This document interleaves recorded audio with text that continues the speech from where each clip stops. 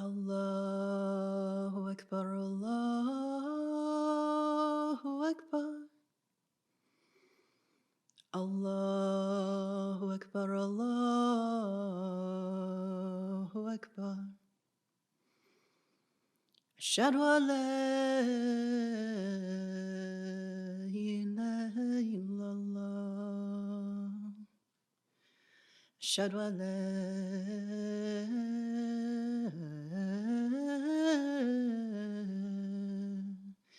إله إلا الله أشهد أن محمدا رسول الله أشهد أن محمدا رسول الله حي على الصلاة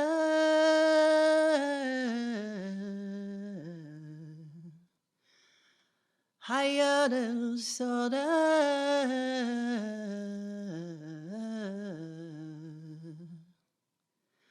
حي على الفلاح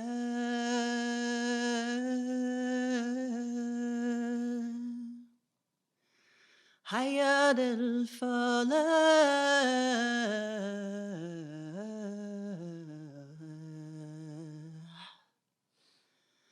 الله أكبر الله أكبر لا إله إلا الله. السلام عليكم.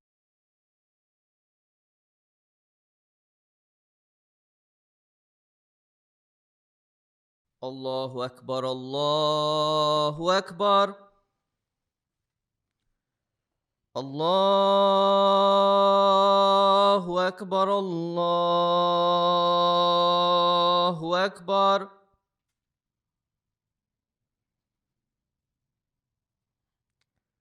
أشهد أن لا إله إلا الله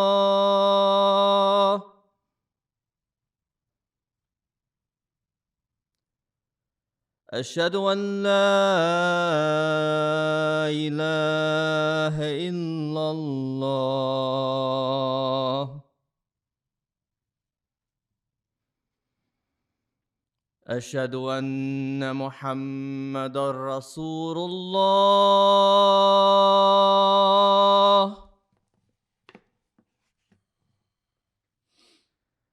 أشهد أن محمدًا رسول الله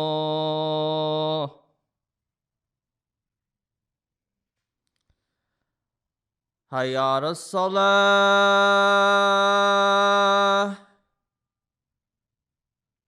حي على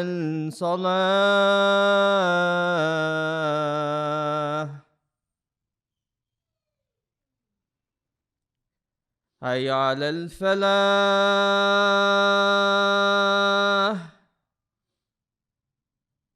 حي على الفلاح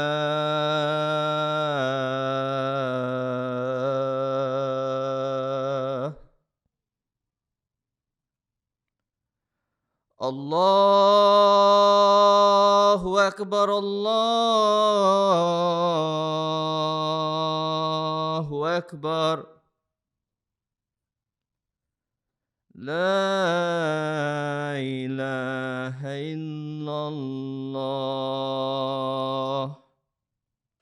بسم الله الرحمن الرحيم.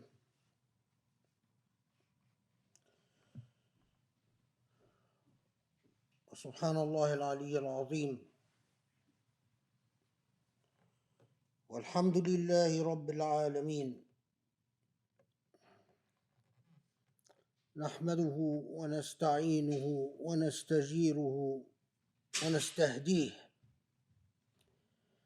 فإنه حقا من هدى الله فلا مضل له، ومن يضلله فلا هادي له. اللهم صل وسلم وبارك على الحبيب المصطفى محمد النبي الأمين المرسل رحمة للعالمين، وعلى آله الأطهار الميامين، وعلى صحبه المختارين، وعلى من اتبعه بإحسان إلى يوم الدين.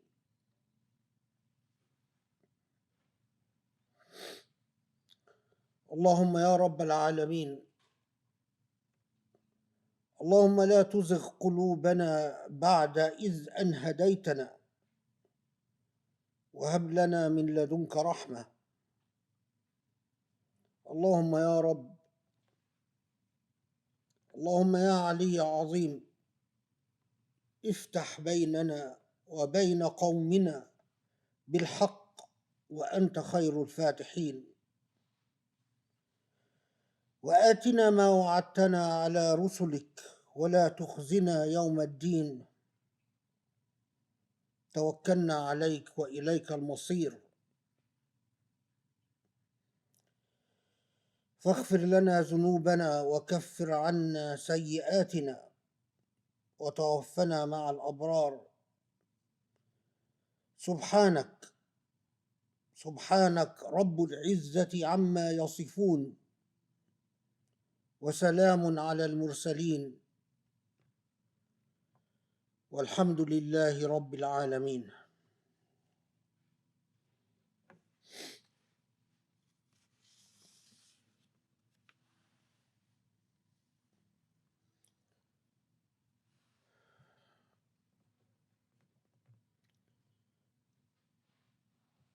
So we are still, after 8 months,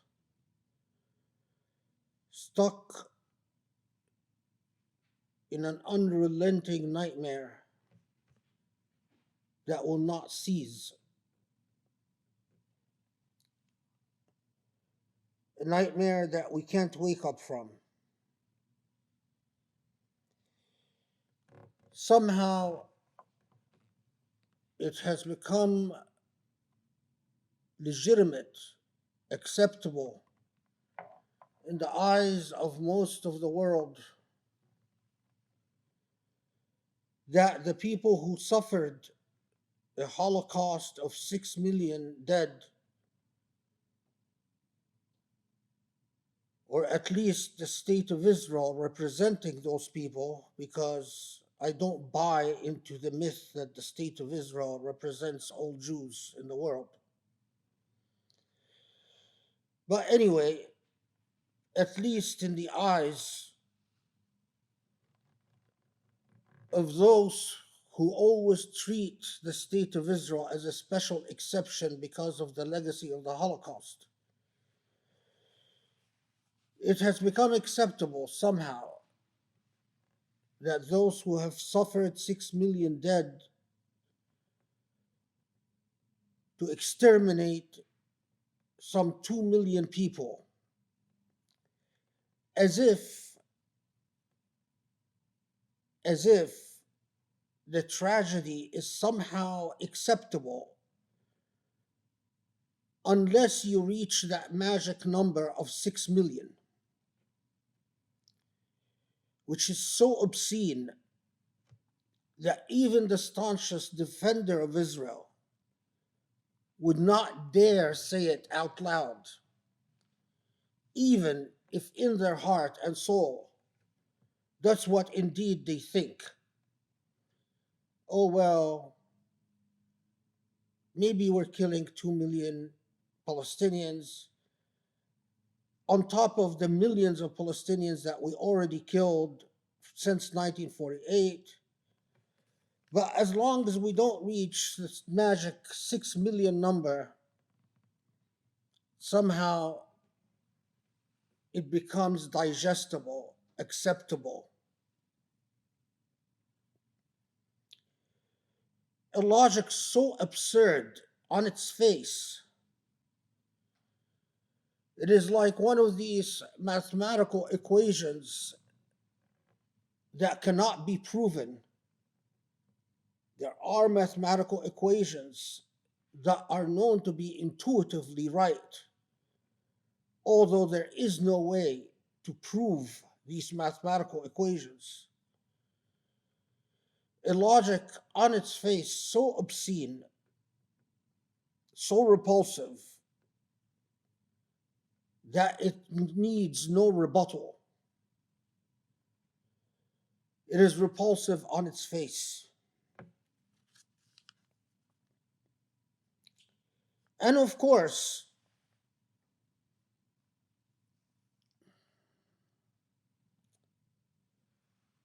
what the media is focusing on as the slaughter continues, as the United States remains to be the principle of this genocide, as the genocide continues to be an American genocide par excellence, as the US continues to supply Israel with whatever weapons Israel wants without questions, with whatever military cooperation Israel wants without questions. So, as this genocide continues to be ours, without filters, without doubt,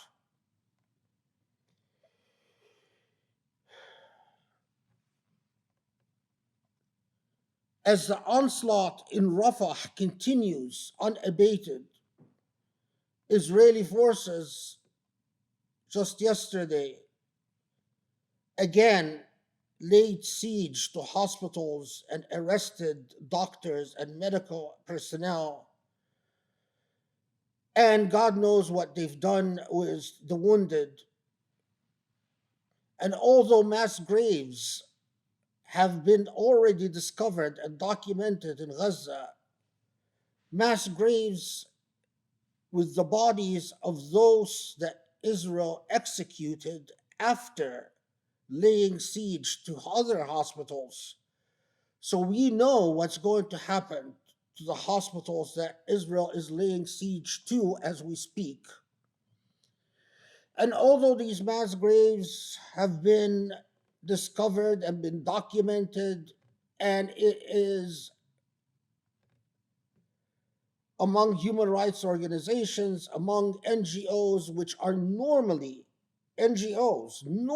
considered the heroes and defenders of human rights when it comes, for instance, to the rights of people to their sexual preferences, or to the rights of those who are beyond the binary divisions of gender, male and female. While we consider these NGOs to be at the forefront and the heroes of the human rights movement on all types of topics, but these same human rights organizations, when they document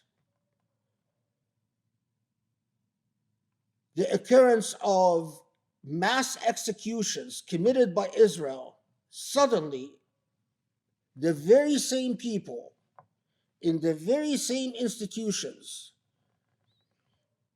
who were praising these very same NGOs when it comes to sexual orientation or gender rights or criticism of American immigration laws, suddenly these same NGOs are not appreciated, not believed, and even at times accused of anti Semitism. Mind you, of course, that many of the authors of the reports that come out of Human Rights Watch and Amnesty are themselves Jews. But whatever. So, as we speak, all the buzz and all the talk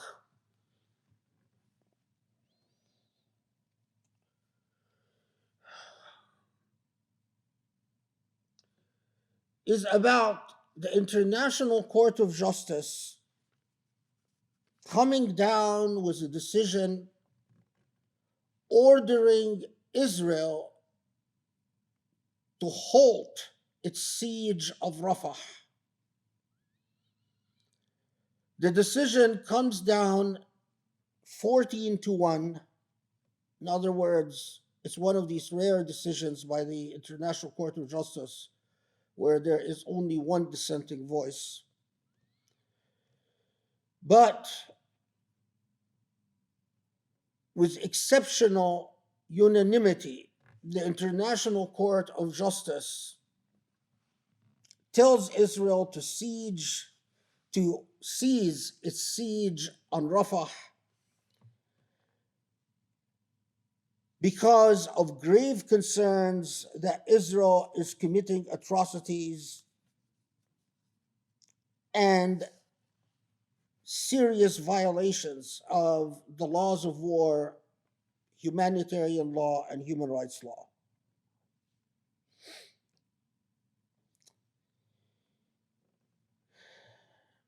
And I have to pause.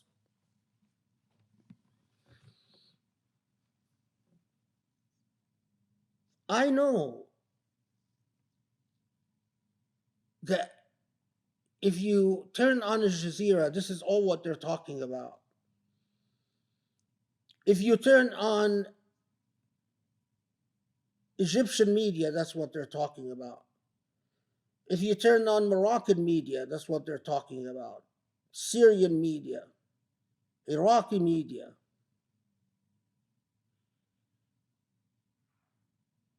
Interestingly, the Emirati and Saudi controlled media are not talking about it. They're just mentioning it as a footnote.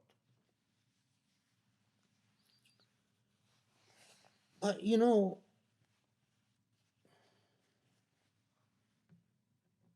my mind goes elsewhere because the state of Muslims in the modern age needs a very different type of pause. And I know that this is going to be a bit eclectic, but bear with me. I asked a simple question. We all know that the International Court of Justice, of course, it is very prestigious all over the Muslim world. If you're a legal practitioner and your career takes you to the point of being a judge on the International Court of Justice, we all know that the International Court of Justice is limiting its decision to Rafah because they dare not take the political risks involved in telling Israel, cease your attack on Gaza in total.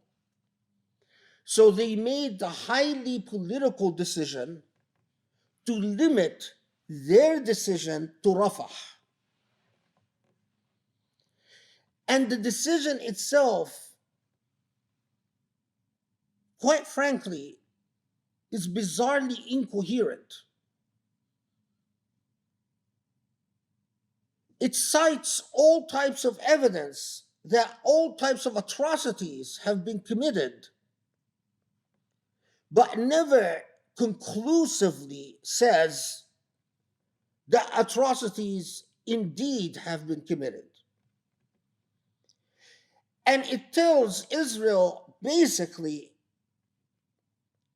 you've pushed the entire 2 million population in Gaza to a very limited geographic area in Rafah. And these 2 million people are perishing. They're dying of starvation every day. So please stop exterminating these 2 million people.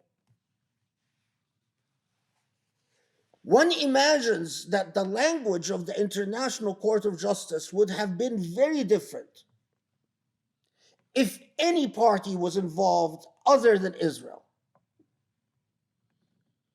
Compare the International Court of Justice when it spoke about the Rwandan genocide, or when it spoke about other mass massacres that occurred in areas of the world like Kosovo. So, yes, Muslims are making a big to do that 14 judges have joined the majority opinion, and Muslims are citing it as if it's a victory.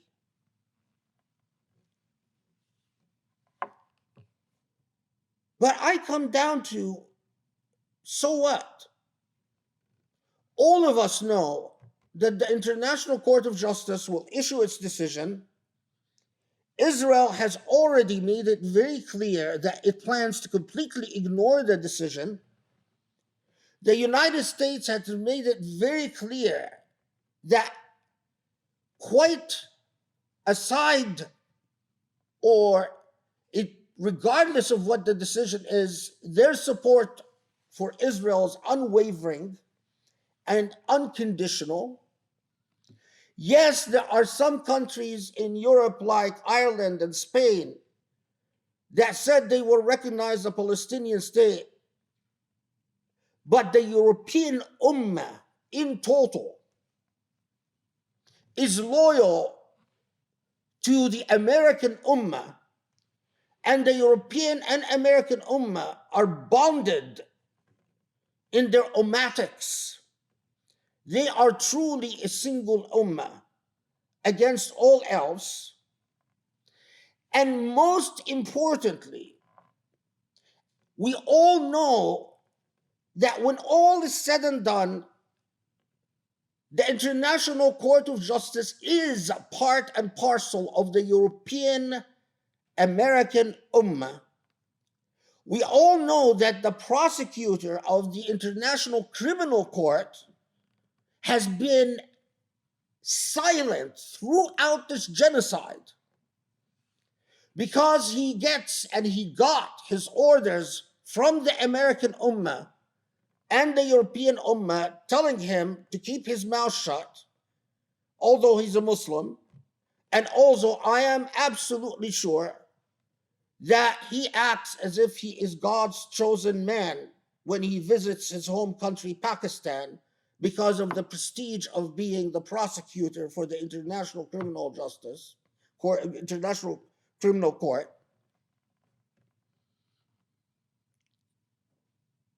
We all know that regardless of what the International Criminal Court says, or International Court of Justice says, the International Criminal Court will not prosecute those responsible for the genocide in Gaza, including Biden and members of the Biden administration, because per international law,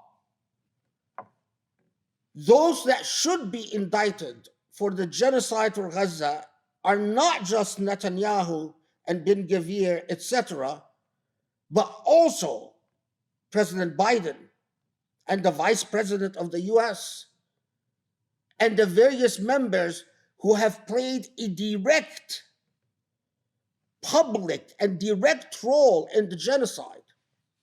But we all know that we are living in the shadows of the European Ummah. And because we are living in the shadows of the European Ummah, none of that is going to happen. The International Criminal Court will never indict any individuals in the founding fathers belonging to the Ummah that created them, i.e. the Americans and Europeans. And the International Court of Justice will never do anything other than the highly convoluted diplomatic language calling upon Israel, if please stop committing another Holocaust and just please not give Palestinians their rights, not stop stealing Palestinian lands, not stop oppressing Palestinians, but just please let the refugees who abandoned their homes, homes that you destroyed, let them be at Rafah. Don't slaughter them even in the last vestige of remote safety, highly compromised safety that they ended up in.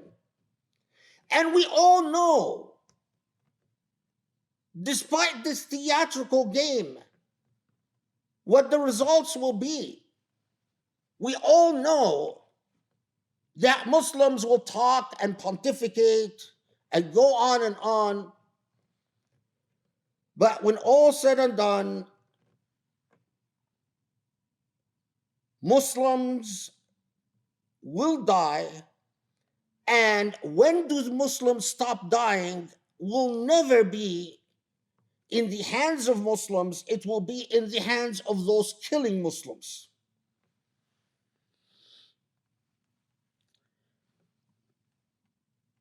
So you have to pause. And you have to reconsider, if you live a life, if you are an individual, and you notice that you are consistently a loser in life, you could develop some type of pathology where you are addicted to the suffering, and addicted to the lamenting, and addicted to the complaining. Or you develop some type of paranoia and some type of alternative reality, a reality where you imagine yourself a hero, but a hero over things and in situations that do not matter. If you are an individual and you are consistently a loser in life, you could become addicted to the suffering, and depression and complaining and lamenting becomes an addiction. Or you could become some type psychotic to deal with the suffering. You develop a psychosis. And in your psychosis, you imagine a reality in which you are not oppressed and not suffering, an alternative reality in which you play the heroic role. Like, for instance, imagining that there is an Islamic center, and that this center actually makes a difference in the world, and that this center actually has any value or weight or power or importance in the universe, and then imagining yourself the leader of the center, and then imagining that you are actually an important person because you are the chair of a center that in your psychosis you've created into an important institution, while any objective assessor of social reality can readily tell you that you and your center have no value, no weight, no power.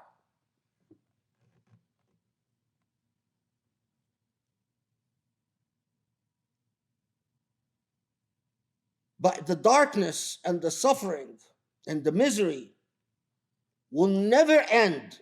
There is no possibility of it ending as long as your responses is an addiction to suffering or an alternative psychotic reality. When you are a Muslim and you know that Saudi Arabia hasn't lifted a finger to help Palestinians, you know that at the time that Palestinians are being massacred, Saudi Arabia has jailed everyone that it managed to put its hands on that helps the Palestinian resistance. If you are part of the Palestinian resistance, being in Saudi Arabia or the Emirat is as dangerous as being in the West Bank or Gaza. In fact, perhaps you have a greater chance of eluding capture in West Bank and Gaza than Saudi Arabia or the Emirat. Think about this. If you are in any way connected to the Palestinian resistance, you are already rotting in a prison in Saudi Arabia or the Emirat. And if you're not in prison, you wouldn't dare step foot in these lands because you know fully well what will happen to you. And if you are such a psychotic Muslim, you will be chattering on and on and on about the judgment of the International Court of Justice while completely ignoring the fact that not a single Arab or Muslim country has severed their ties with Israel, including Morocco, Sudan, Jordan, Egypt. And you will pretend that this reality is irrelevant.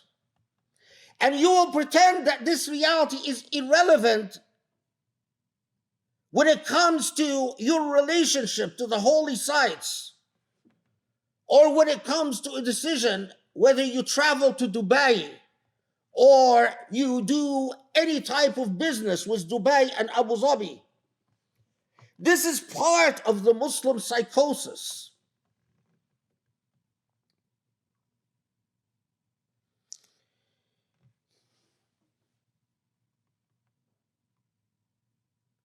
It is astounding. It is mind-blowing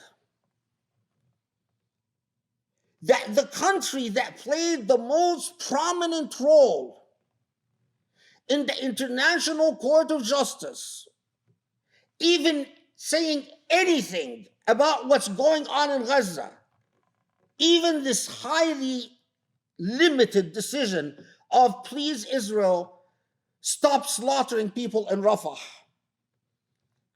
is South Africa. While Muslim countries have played a completely and entirely marginal role.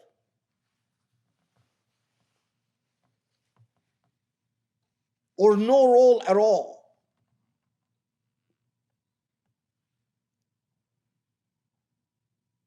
It is astounding that we have the United States begging the Egyptians. And what's happening behind the scenes is precisely this.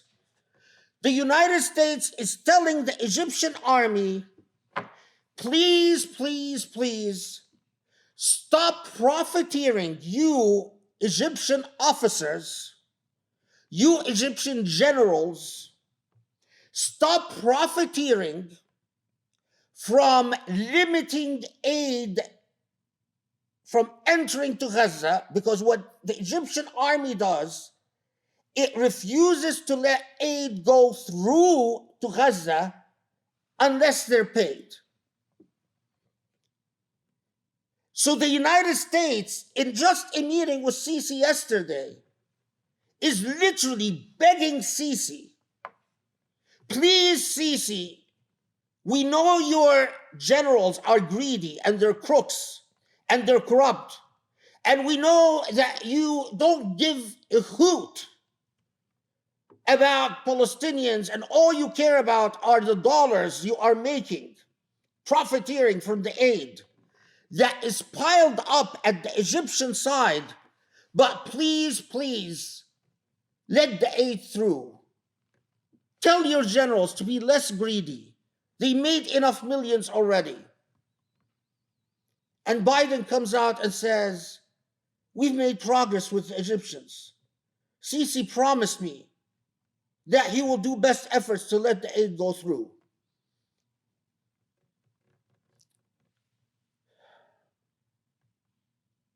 I am not here to lament. I want us to develop a real picture of the realities that we live in so we can diagnose.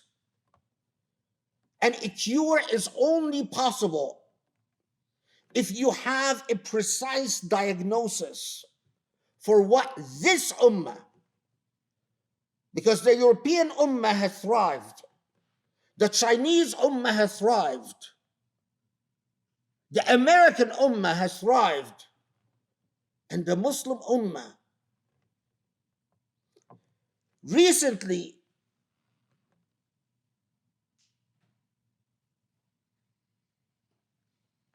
the Iranian president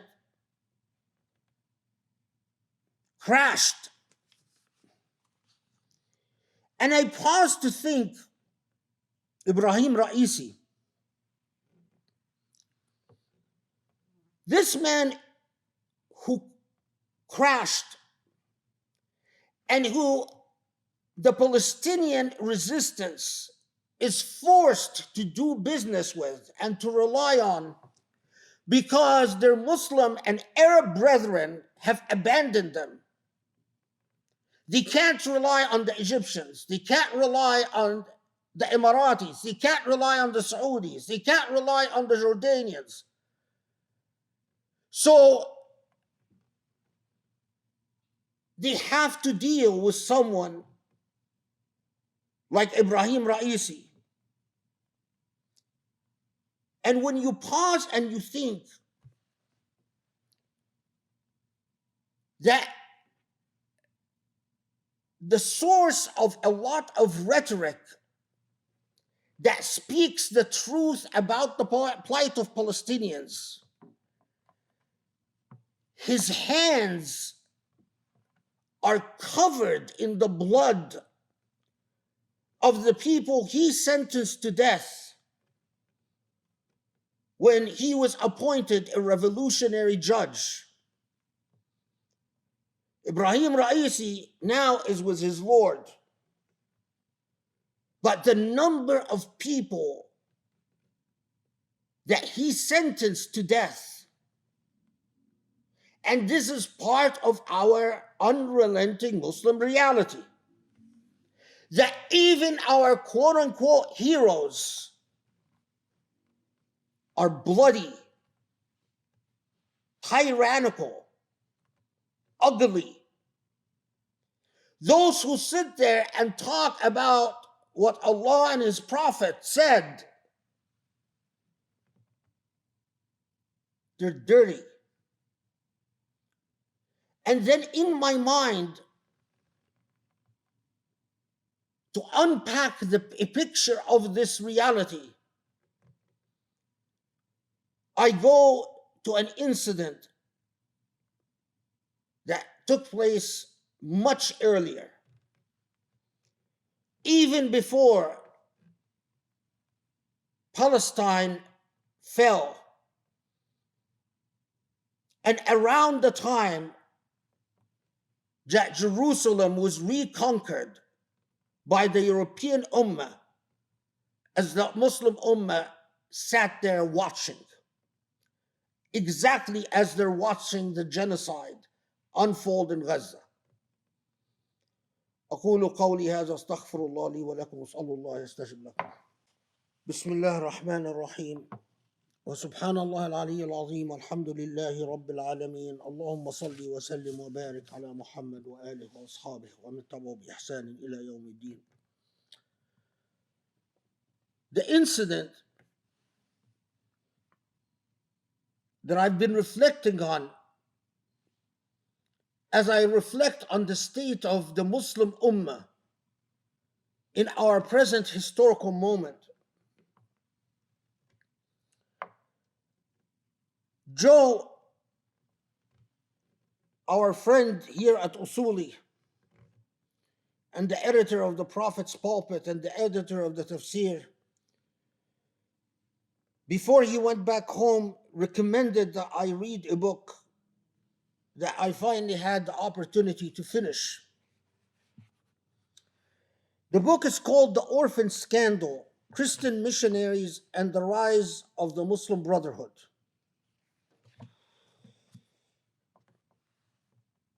The book is written by a former classmate of mine at Princeton, Beth Barron, an excellent scholar and an excellent researcher. And the fact that she's Jewish is neither here nor there, because this all connects to how we must assess our situation and understand our diseases and understand how to cure ourselves from our diseases. But bear with me. So Beth Barron, may God reward her, undertakes research that I haven't seen a single Muslim in the entire history of the Ikhwan and the Muslim Brotherhood. The Muslim Brotherhood was not founded in 1933, and no Muslim was able to do the type of research that Beth Barron was able to do, the diligent, meticulous, archival research, not to speak rhetoric, not to issue armchair judgments, not to talk about conspiracies and psychosis and paranoia, but to do what we as Muslims were supposed to do when Allah told us, bear witness even if it's against yourself and your loved ones. She tries to uncover, to mine the truth, whatever the truth is. And she tells a most fascinating story, a story that speaks volumes about our plight. Remember, 1930s is this critical time when Britain decided to put Al Saud in charge of the holy sites, when the European Ummah decided that the Muslim Ummah will have their holy sites controlled by Al Saud. It is the European Ummah that handpicked Al Saud. The 1930s is also the time when the European Ummah decided that they're going to support the Zionist movement and Palestine is going to become Israel.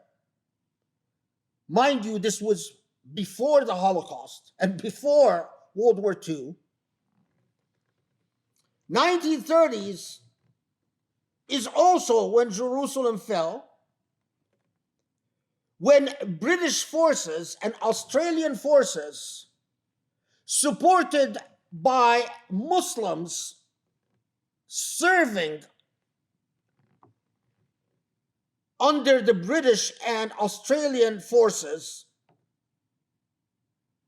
fought their fellow Muslims, the Ottomans, the Turks, and handed Jerusalem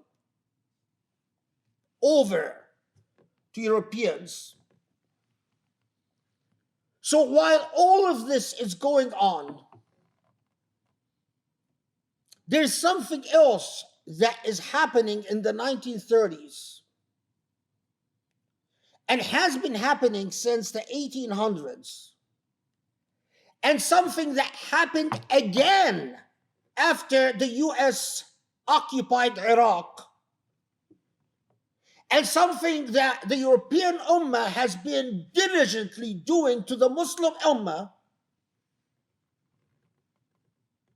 and that is because Christians and Jews do not spend their money to build buildings in which they play house in and pretend to be great leaders by appointing themselves the imam of this synagogue or the imam of this church, because Christians and Jews actually put their money,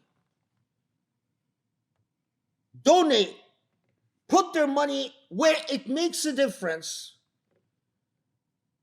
What am I talking about? Well, since the 1800s, hundreds, if not thousands, of wealthy Christians have been donating money to support a very aggressive missionary movements throughout the Muslim world. Whether these missionary movements are active in Africa, or they're active in Asia, or they're active in the Arab world, or active in Iran, or active in Turkey, the purpose of these missionary movements is to convert Muslims to Christianity.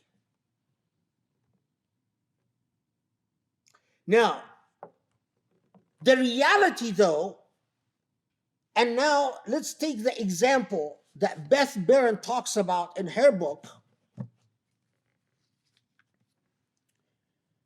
In the 1920s, Britain, I think it was, I don't remember, 24 or 28, something like that, but it was 1920s.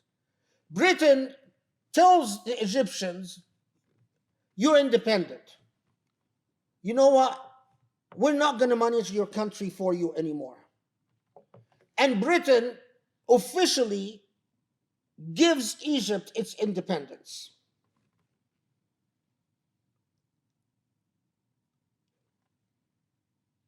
But Britain remains highly influential in all Egyptian affairs. The Egyptian government, although officially independent, remains through and through dependent and reliant on the British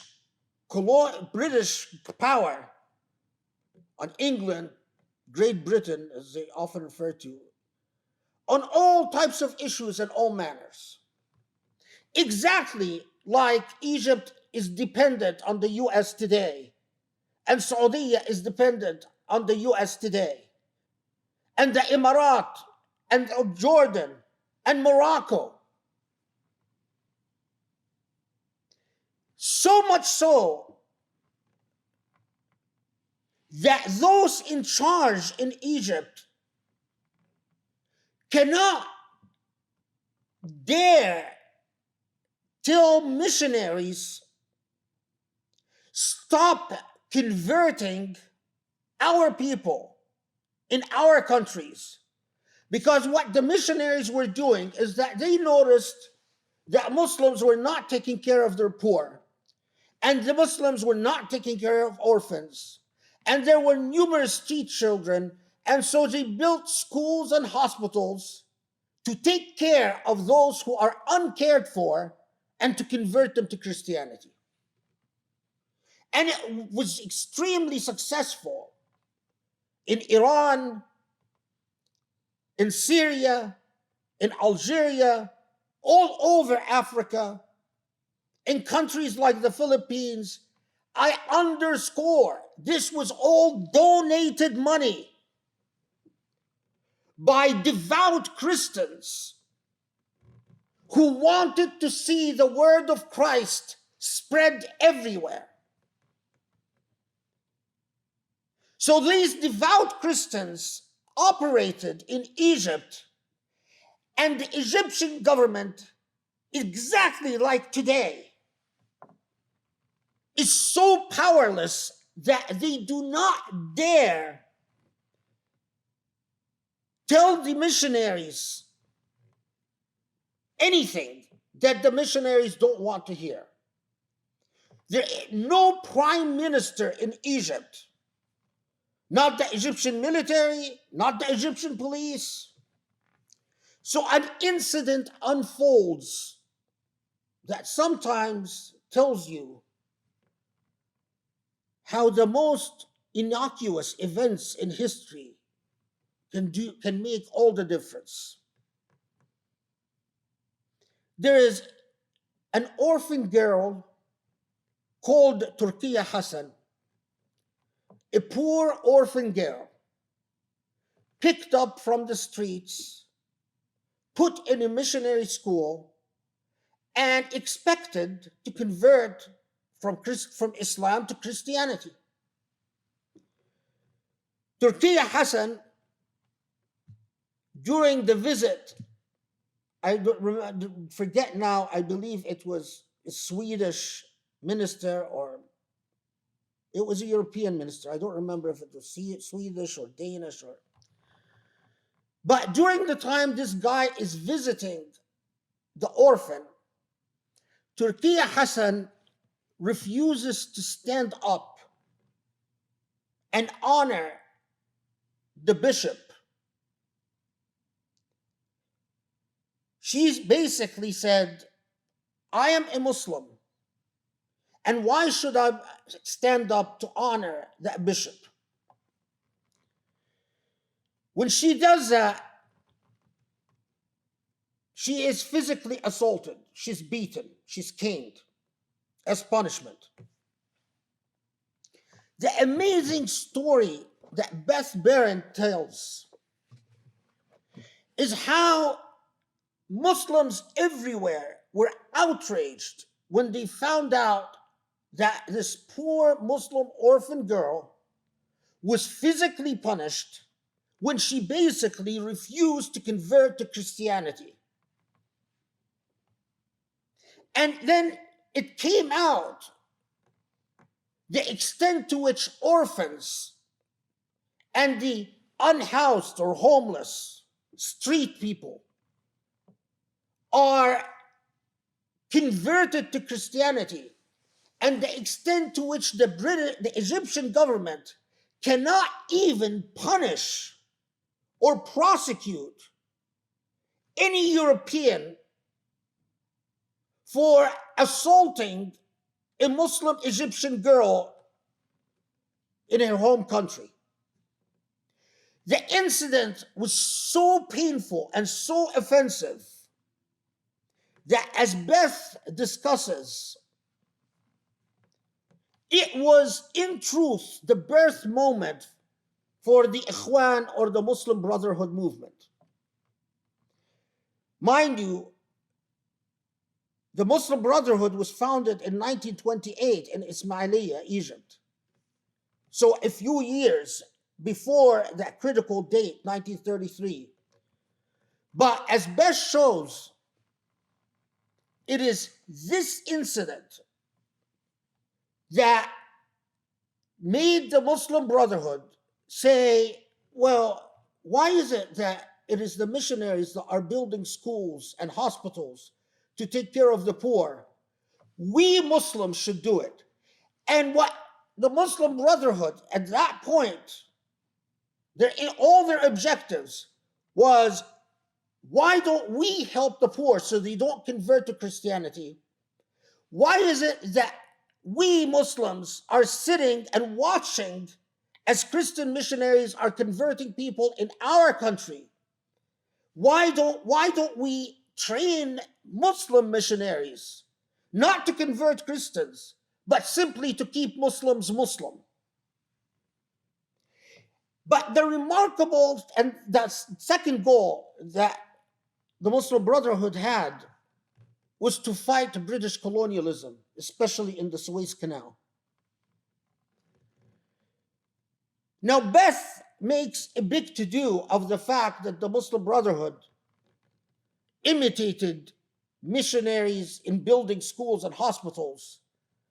If Beth only knew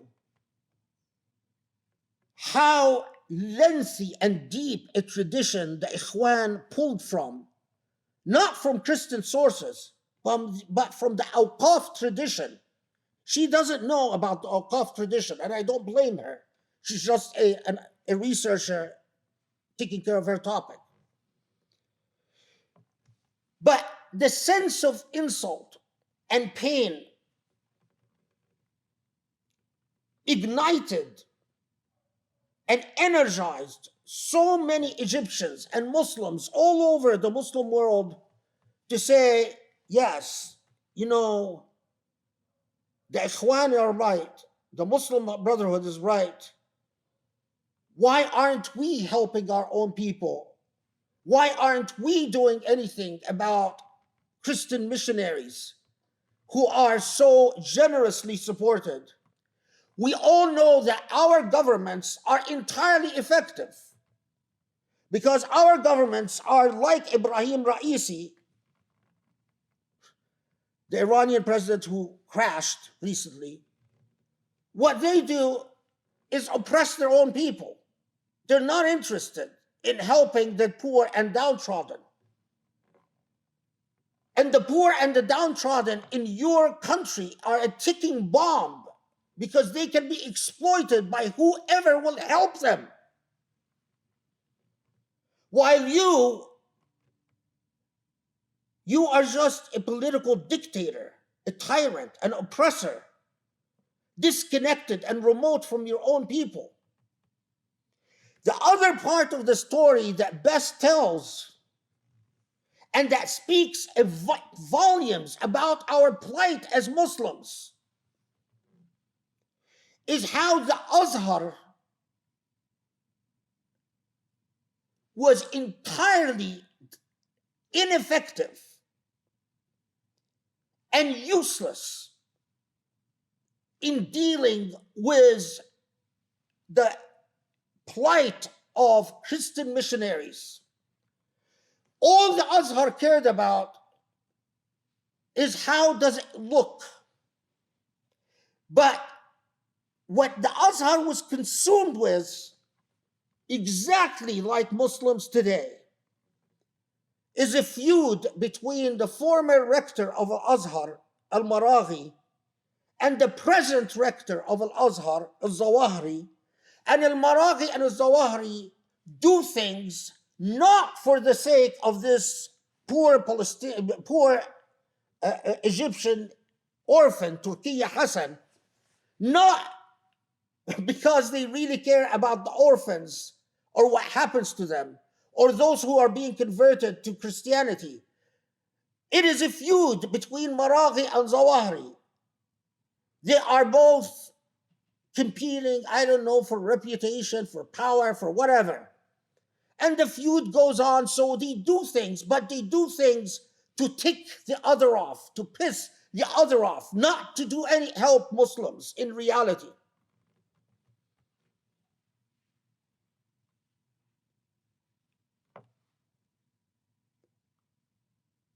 Now, you pause and you reflect. Why did it take a non-Muslim to do this type of research? Muslims, whenever it comes to any topic, it's all knee-jerk dogma. You either like the Ikhwan or you're anti-Ikhwan.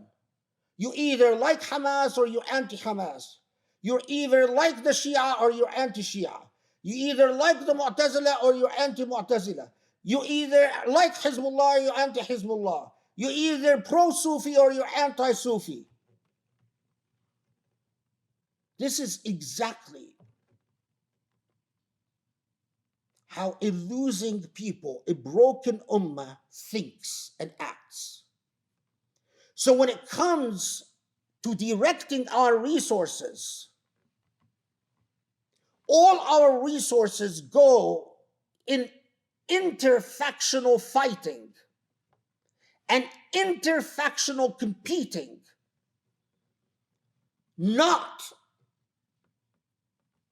into dealing with the actual danger that comes to us as an ummah from the outside. So we will donate money in order to help our group of like-minded friends fellow Muslims who tell me as a doctor that I am brilliant and I am a genius and I am God's gift to the world, and who are, if they're Sunnis, rabidly anti-Shia, who know nothing about the Mu'tazila but will tell me that the Mu'tazila are evil people, who know nothing about the Shia but will solemnly declare the Shia are all evil and all heathens, who will affirm me and my ignorances and my prejudices. And Muslims have no time to research, no time to read, and no resources to engage in any serious methodical thinking. If you create an organization to bolster the idea of a Muslim ummah, you only deal with your friends, those who pump up your ego, not those who engage your intellect. Since colonialism, we have accepted tyranny and tyrannical rulers and corrupt rulers and ineffective rulers as natural. And we imported the very same institutions from our homelands to Islam in the West. That is why in every Muslim organization there is inner fighting, exactly like al-Zawahiri and al-Maraghi. That is why it is so easy to forget the real danger, including an entire genocide. Look what we did as Muslims during the Bosnian genocide. Look what we're doing as Muslims during the Kashmiri genocide.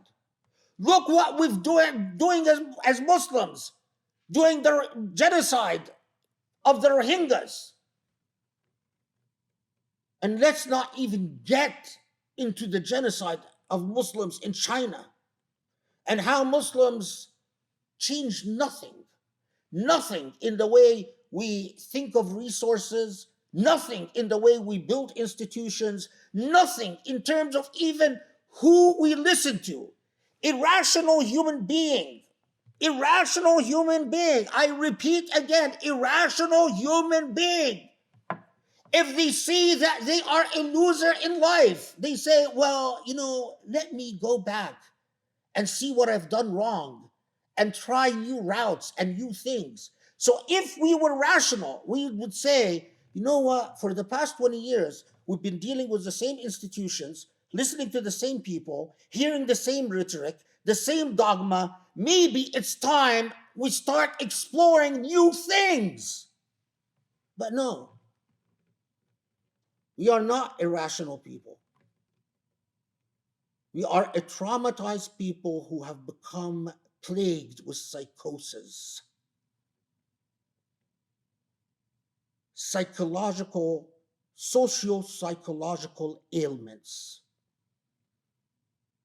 And that is why, as the Prophet ﷺ told us, كَمَا تَكُونُوا يُوَلَّى عَلَيْكُمْ. This is Allah's sunnah in the universe, in the cosmos. As you are, will be your leaders. Sad reality, the really sad reality, the crushing reality is that the Iranian people deserved and deserve an Ibrahim Raisi, a murderer, a genocidal murderer. And the Egyptian people deserve a Sisi. And the Muslim people deserve Al Saud controlling their holy sites. And they deserve an MBS and MBZ of the Emirat and so on. These are the rulers that we deserve. Are we going to wake up? Are we ever going to have that moment like the early founders of the Muslim Brotherhood who say, what we're doing is not working. Our institutions are not working. We must rethink our methods and our frameworks, our moral references, the way we deal with money, the way we handle and process resources.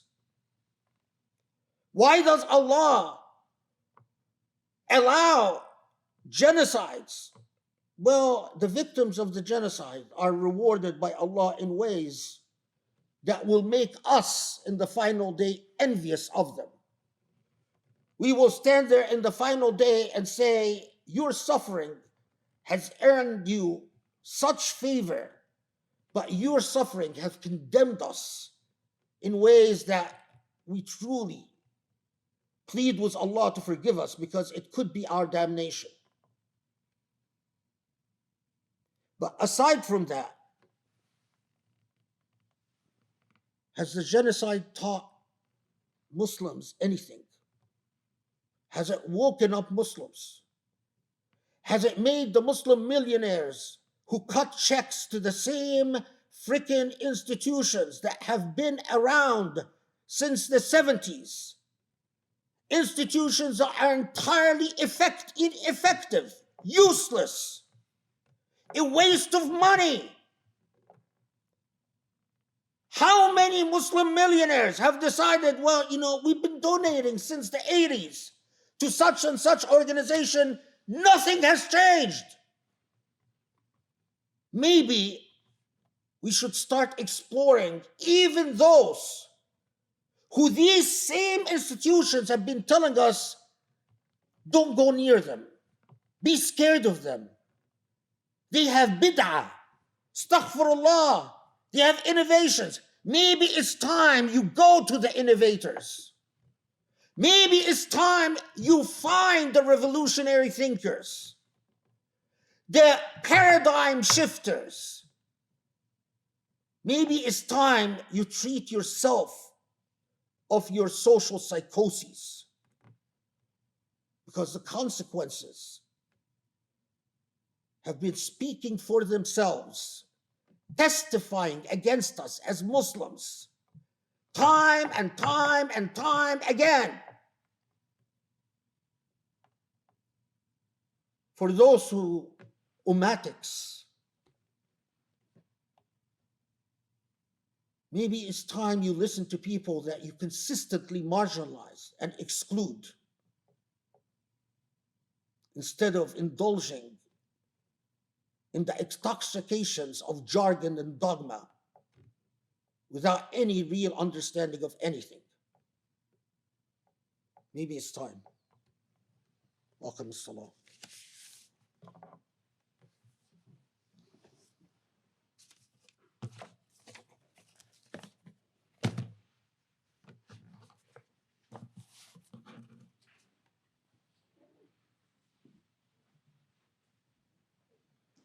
الله أكبر الله أكبر أشهد أن لا إله إلا الله أشهد أن محمد رسول الله حي على الصلاة حي على الفلاح قد قامت الصلاة قد قامت الصلاة الله أكبر لا إله إلا الله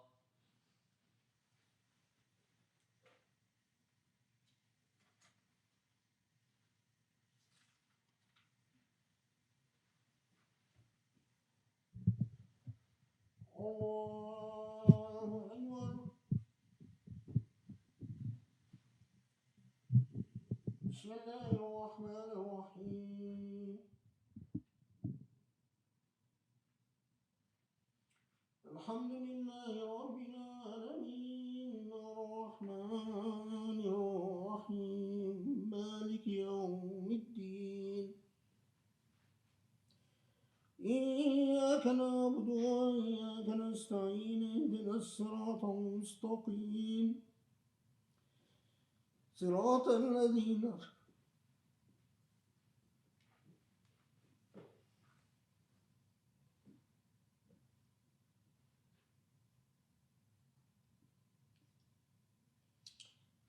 الذين أنعمت عليهم غير المغضوب عليهم ولا الضالين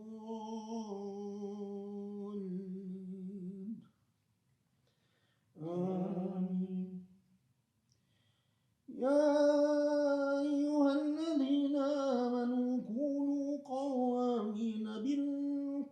شهداء لله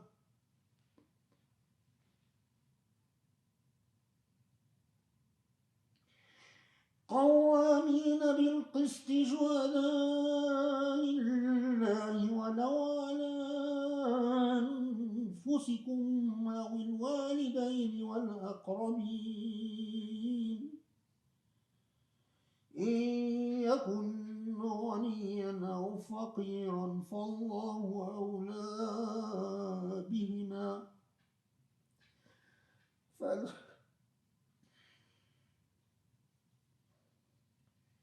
فلا تتبعوا الهوى أن تعدلوا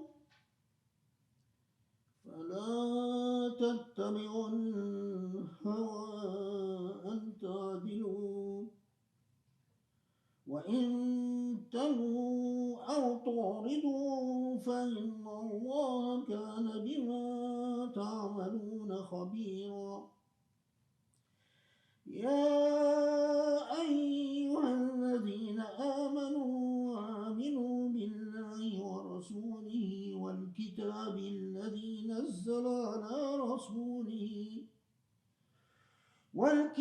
الذي نزل على رسوله والكتاب الذي أنزل من قبل ومن يكفر بالله وملائكته وكتبه ورسله واليوم الآخر فقد ضل ضلالا بعيدا الله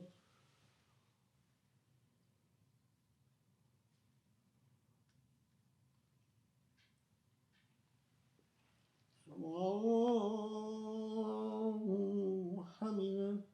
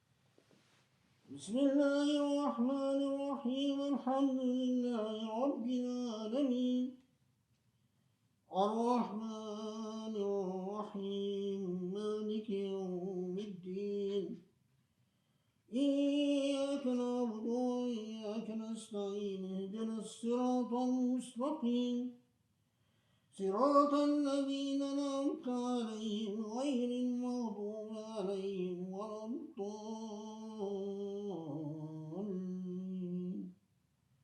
آمين إن الذين آمنوا ثم كفروا ثم آمنوا ثم كفروا ثم ازدادوا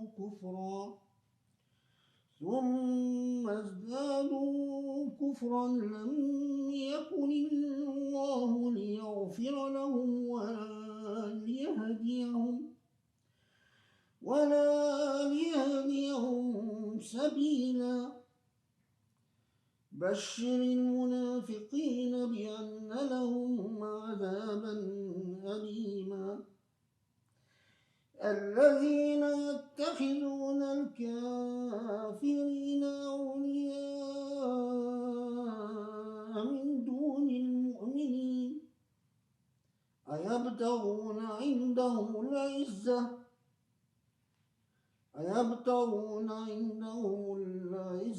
فإن العزة لله جميعا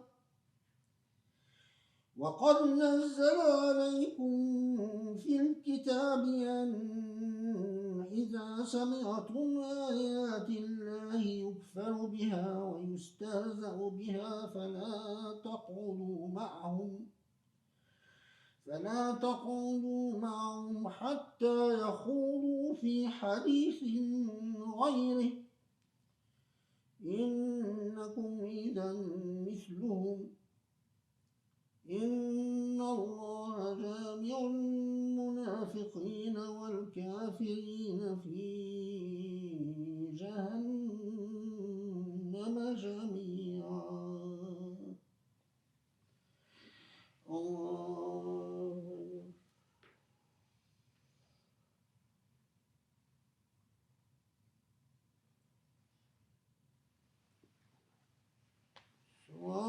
اللهم حمده. الله أكبر.